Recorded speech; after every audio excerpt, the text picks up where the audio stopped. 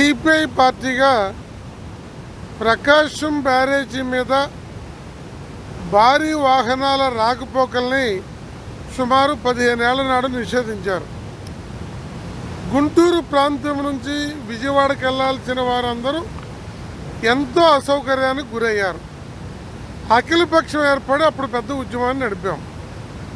ఇప్పుడున్న పరిస్థితుల్లో ప్రకాశం బ్యారేజీకి సమాంతరంగా మరొక బ్యారేజీని దీని పక్కనే నిర్మించాల్సిన అవసరం ఉందని, దాన్ని ముఖ్యమంత్రి గారు సీరియస్గా ఆలోచించాలని ఈ సందర్భంగా విజ్ఞప్తి చేస్తున్నాం.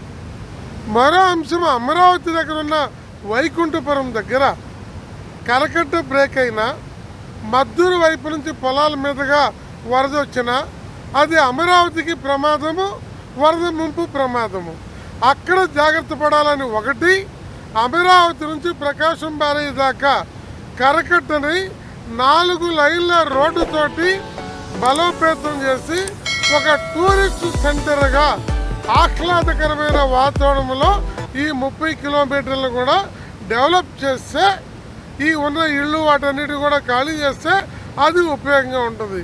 అలాగే ప్రకాశం బ్యారేజ్ దగ్గర నుంచి రేపల్లి దాకా కరకట్టకి ఎప్పుడూ డ్యామేజ్ రాకుండా దాన్ని కూడా సొంతం చేయడం ద్వారా భవిష్యత్తులో ఆస్తి నష్టం, ప్రాణ నష్టం, పంట నష్టం జరగకుండా ఉండే విధంగా చర్యలు తీసుకోవాలని ముఖ్యమంత్రి గారిని ఈ సందర్భంగా కోరుతున్నాం.